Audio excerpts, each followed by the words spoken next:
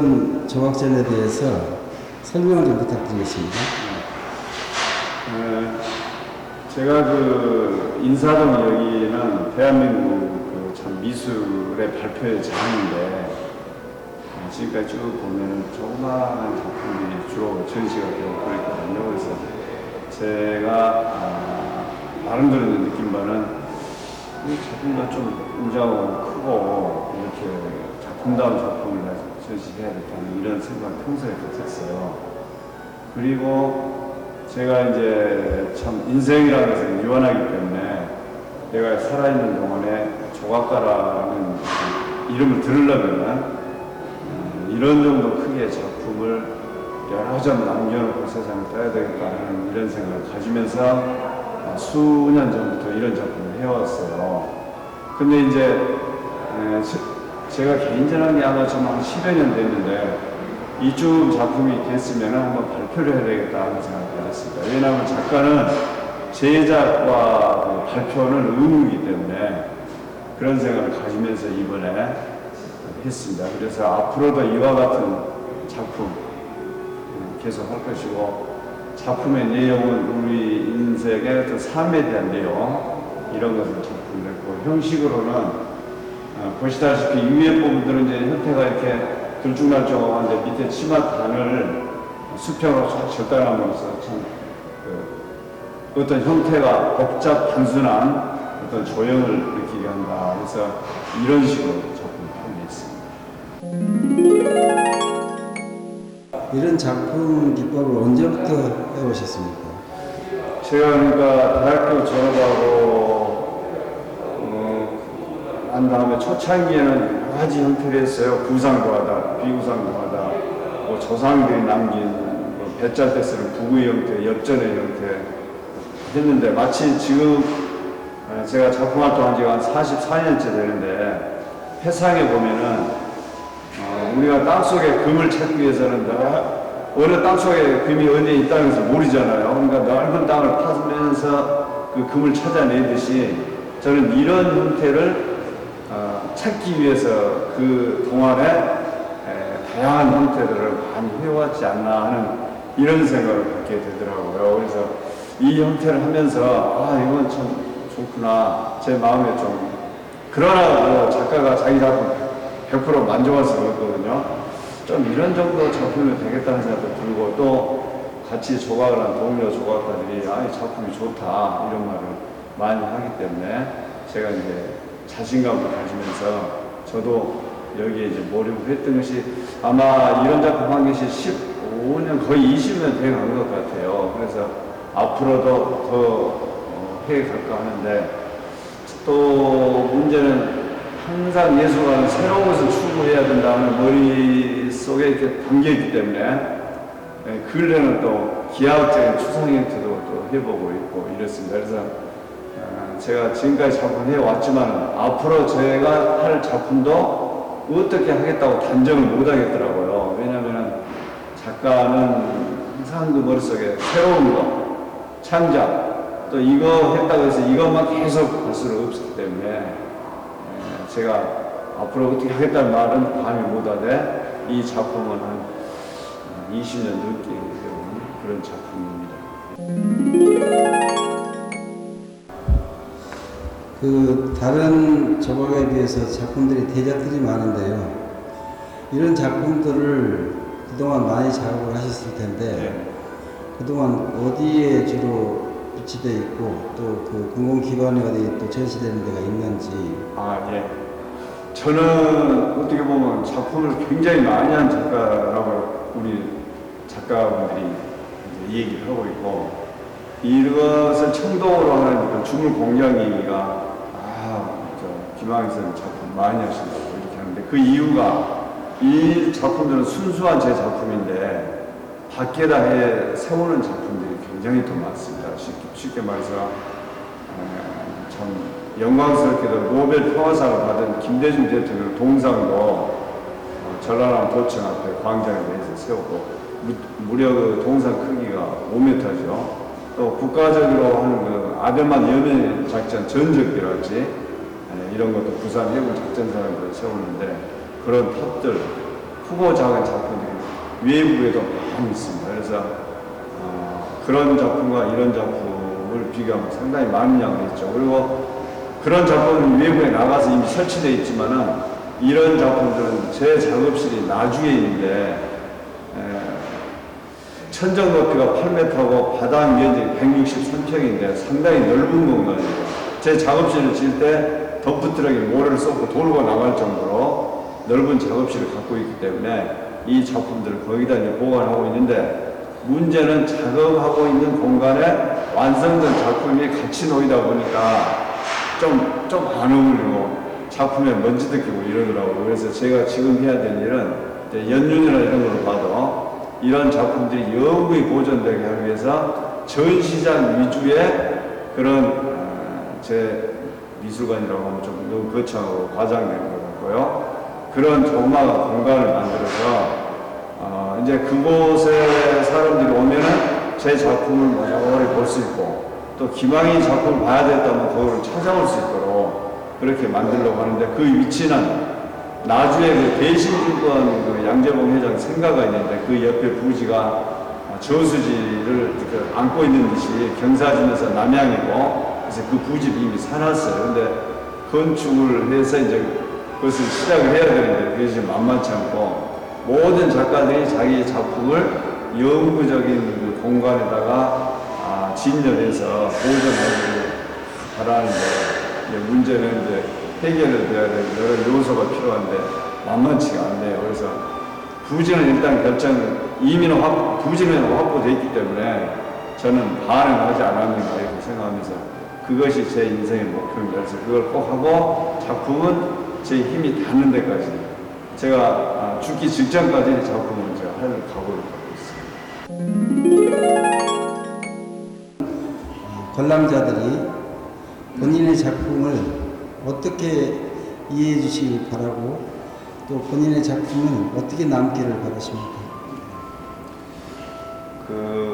먼저 이제 관람자들이 제 작품을 보고 자신도 모르게 뭐 이렇게 쉽게 우리가 뭐 좀 특이한 게 있으면 하면서 이렇게 하지 않아요. 그와 같은 것이 나타나기를 저는 바라거든요. 쉽게 말해서 말을 갖춰서 한다면은 감동을 이제 주는 작품, 그런 작품을 되게 해야 되겠다라고 생각하면서 제작을 구상도 하고 이제 제작을 하는데, 사실은 감동을 받을 작품을 준다는 것은 대단히 쉬운 일이 아니거든요. 그래서 관람자들이 제 작품을 보고 자신도 모르게 작품이 이러네, 이런 게 있나 하고 이렇게 은연중에 이렇게 감탄을 한다거나 이러면 제일 행복하겠습니다. 그리고 제 작품은 현재는 작품을 만드는 그 제작실의 어느 한쪽에 완성된 작품들이 같이 놓이는데, 제가 이제 머지않아서 완성된 작품만 실내에다 진열하고 잔디밭에도 작품을 놓을 수 있게 하고, 또 그렇게 해서 제가 진열해 놓은 그곳에 오면은 제 작품을 볼 수 있고, 또 김항현의 작품을 보려면은 그곳으로 가자 해서 도시가 호숫가 옆에 그 약간 경사도 지고 햇빛이 환한 이런 공간을 부지는 확보를 했어요. 그래서 거기다가 뭐 이제 제가 멋스런 형태, 돈이 없으니까 크게는 못하지만은 멋스런 형태 만들어서 건물도 작품같이, 또 작품도 이렇게 서로 어울리게 배치하는, 일반 분들이 와서 쉴 수 있는, 그리고 작품을 감상할 수 있는 그런 공간을 꼭 만들어야겠다 생각합니다. 네, 마지막으로 작가님 자기 소개를 한번 해주시고 마무리 인사 부탁드립니다. 네, 저는 그 신안군 비금도라는 섬에서 태어났습니다. 어렸을 때는 이제 목포까지 배 타고 가는 게 좀 불편하게 생각했는데, 지금 생각하면은 제가 예술할 수 있는 참 원천이 아니었는가. 그리고 지금 한 번씩 가보면 섬이라는 것이 참 아름다운 경관을 가지고 있구나 것을 새롭게 느끼고 있습니다. 그리고 이제 중고등학교는 목포에서 졸업하고, 대학은 제가 10살에 국민학교 들어갔기 때문에 조선대학교 마치고, 그 다음 경기도에서 이제 중등학교 교사 한 10여 년 하고는 나중 동신대학교 가서 도시생활 한 30년 조금 더 했더니 정년퇴직하고 지금은 활발하게 이제 작품에만 몰두하고 그러고 있습니다. 어느 누가 60이 넘으면 가장 행복하다더니 이제 자유로운 몸이 되니까 참 편하고 작품에만 몰두할 수 있는 것 같아서 좋습니다. 아무튼 이렇게 아직 부족함이 많습니다만 나오셔가지고 취재도 해주시고 또 방영을 해주니까 너무 감사하고 그보다는 제가 더 좋은 작가로 성장해서 좋은 작가로 남는 그런 것이 보답이 아닐까 하면서 열심히 하도록 하겠습니다. 감사합니다.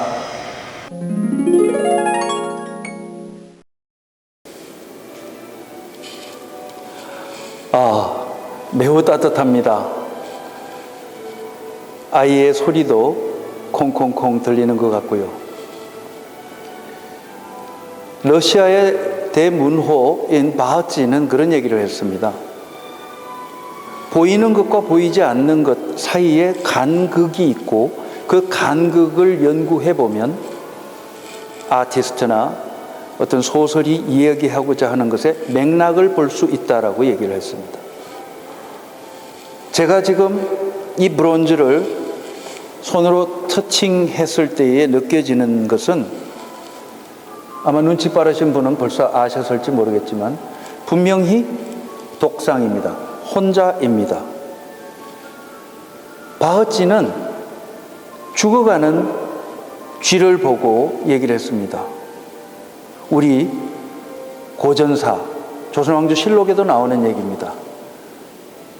유능한 점장이를 두고 저 죽어가는 개가 몇 마리냐라고 물었을 때 제대로 된 점장이는 얘기했습니다. 여러 마리입니다 라고 했더니 많은 신하들은 저런 역적 같은 사람이 왕실을 모함하고 왕비를 현혹하고 있다고 능지처참하라고 했습니다. 죽이고 난 뒤에 그 동물의 배를 갈라보니 엄청난 새끼들을 잉태하고 있었습니다. 분명히 김왕현 작가는 홀로 된 여인을 그렸을 것입니다. 그런데 이 여인의 뱃속에는 저의 바람은 쌍둥이가 있었으면 좋겠습니다.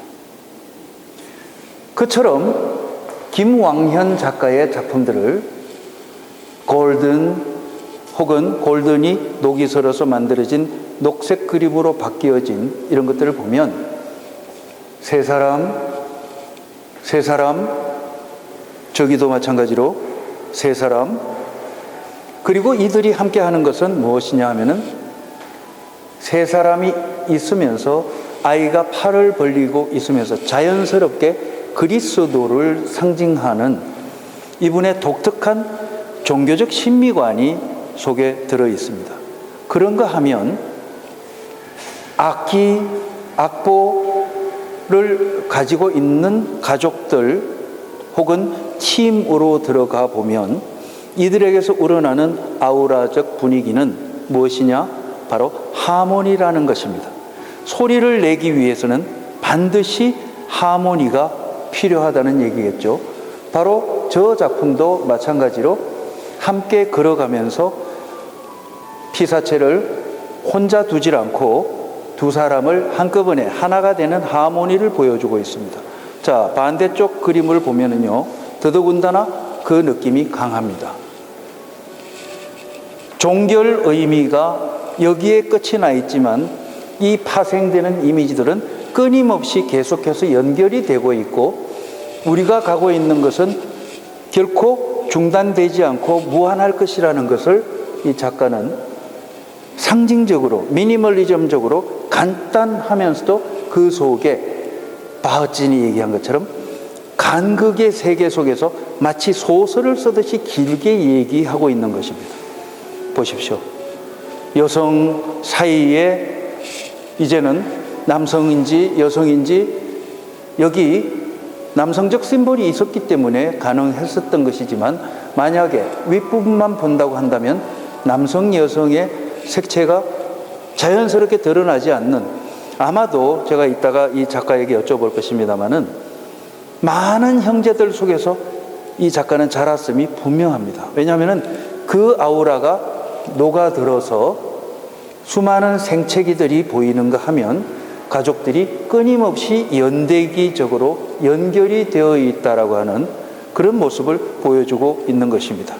자, 이제 이 작품을 보면 아주 재미있습니다. 이 작품은 바흐진 얘기를 했던 것처럼 한 명의 명창이 판소리를 펼치고 있는 장면인데, 그러나 그 속에 수없이 많은 무지개 다리를 건너서 고수를 그려내고 있습니다. 역시 혼자의 아티스트가 아닌 함께라고 하는 의미를 주는 것이죠. 이 작가 결코 혼자 외로움과 고독이라는 단어를 절대적으로 인정하지 않는 작가임이 틀림없습니다. 자, 이제 제가 저쪽으로 가서 여러분들에게 지금까지 설명했던 모든 것들을 한꺼번에 뭉뚱그릴 수 있는 미학적인 장면을 하나 보여드리겠습니다. 따라와 보시기 바랍니다. 바로 김왕현 작가의 가장 상징적인 부분이 두드러지게 나타나는 것입니다. 여러분들, 이 산고를 겪고 있는 여성의 다리 사이에 있는 것은 누가 봐도 깨어지고 균열이 일어난 상태의 박혁거세를 비롯한 수없이 우리 신화에 나타나는 알입니다. 알 속에서 난황을 물고 어린아이가 태어나듯 탯줄을 감고 어린아이가 힘겹게 어머니의 다리 사이를 탈출하고 있는 것입니다. 그 어머니는 분명히 고통에 절규하고 있기 때문에 그 어머니가 물고 있는 이 옷고름 한 자락이 비명을 스스로 감추고 있습니다. 임권택 감독 역시 마찬가지로 이 작가가 태어난 곳 인근에서 태어나서부터 산고, 그 다음 해외 각종 영화제에서 바로 시바지라고 하는 작품으로 해외의 유수한 영화제에서 수상을 했던 경험이 있습니다. 이것이 혹자는 한국인들이 갖고 있는 한이라고 하는 메시지로도 연결을 하고, 그렇지만 대한민국에서 온갖 군대에 간 학생들, 그리고 수없이 수능이 다가오는 며칠 전이면 절간에서 교회에서 손을 모으고 기도하고 간구하는 우리네 어머니들과 부모님들의 생각이 이 함축, 아까 저쪽에서 파형으로서도 계속되는 무궁한 연결성을 얘기를 했지 않습니까? 이 산고를 꽉 쥔 이 손 힘에서 볼 수 있습니다. 자, 이러한 것을 만들어낸 김왕현 작가를 제가 잠깐 한번 만나보도록 하겠습니다. 안녕하세요, 작가님. 예, 반갑습니다. 반갑습니다. 이제 대학 교수를 이제 그만두시고 정년 퇴직하시고 작품에만 전념하실 수 있게 됐군요. 예, 자유몸이 됐습니다. 축하드립니다. 감사합니다. 혹시 이런 작품들을 서울의 라메흐라고 하는 이곳 미술관이 한 다른 곳에서 또 우리가 볼 수 있습니까? 이제 앞으로는 언제라고 그 시간을 명시하기는 어렵습니다만은 제가 전시 공간을 위주로 하는 예쁜 자그마한 건물지에서 거기에 이제 영구적으로 진행할 수 어디입니까? 있도록. 장소가? 그게 나주에 그 대신증원 양재봉 회장 생가 옆에 저수지가 이렇게 있고 하는 그 남양이면서 경사지에서 거기를 부지를 이미 확보를 해놓은 상태입니다. 그렇군요. 예. 여러분들 아마 어떻게 보실지 모르겠는데 나주라고 하는 곳은요, 대한민국의 문화예술진흥위원회를 비롯해서 대한민국의 모든 콘텐츠 진흥을 위한 문화예술기관들이 나주시에 다 가 있습니다. 그렇죠? 그렇습니다. 이제 그곳에서 우리는 이렇게 훌륭한 작품들을 깊은 마인드에서 만들어내는 김왕현 작가의 작품을 상술로 볼 수 있다라고 하는 그런 시기에 와 있습니다. 두 가지만 여쭙겠습니다. 예. 제가 말씀 중간에 설명을 드렸는데 형제분이 많으시죠? 네, 많습니다. 몇 명이나 되십니까? 저 팔남매, 실제는 옛날에 이제 10남매였는데 두 분은 어렸을 때 세상 떴고 팔남매 태어났어요. 제가 점쟁이가 아닌데도 그러시네요. 작품을 보면서 그러시네요. 산고, 잉태, 네. 그다음 함께 어우러짐, 하모니, 네. 그다음에 이 살아가면서 형제들 간의 생채기 이런 것들이 다 작품 속에 드러나 있어서 네. 매우 충격을 받았습니다. 저는 또 놀란 것이 제 마음을 어떻게 저렇게 꿰뚫듯이 말씀을 잘하실까 감탄했습니다. 별 말씀을요. 지금 보면 색상이 골드, 그다음에 청동색, 블루 이런 톤의 계통들이 있습니다만 네. 저렇게 색상을 달리 주신 이유를 마지막으로 설명해 주시면 그 작품에서 주는 느낌들이 있거든요. 그래서 그 느낌에 따라서 색깔들을 좀 이렇게 바꿔줬습니다. 따스함은 예를 들어서 골드로, 예. 저 푸른색 같은 경우는 제가 본 바로 그런 뜻이겠군요. 예, 네. 좀 이런 하모니 작품이 지금 보면은 이 전시장에 2개가 있는데 예. 이 하모니는 어떤 측면에서 또 음악 악기들을 많이 다룬 이유가 있습니까? 아, 예.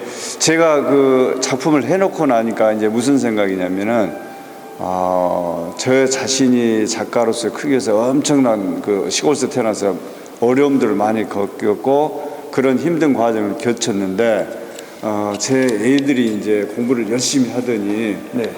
아들도 딸도 뭐 사이도 뭐 며느리도 다 의학계통 의사들이 돼서 요즘 예. 취업하기 힘든 세상에 네네. 제 이런 말씀하면 좀 부끄럽습니다. 그러나 마음속으로 굉장히 즐거움을 느끼게 됐습니다. 그래서 그렇군요. 자신도 모르게 꼭 그래서 음악하는 모습을 해야 되겠다는 게 아니고 제 마음이 이렇게 즐거워졌어요. 네네. 그랬더니 또 그게 작품으로 은연중에 반영돼 가지고 네네, 연주하는 그렇습니다. 모습들이 이렇게 또 작품으로 나왔습니다. 자, 이제 클로징 해야 될 때인데요.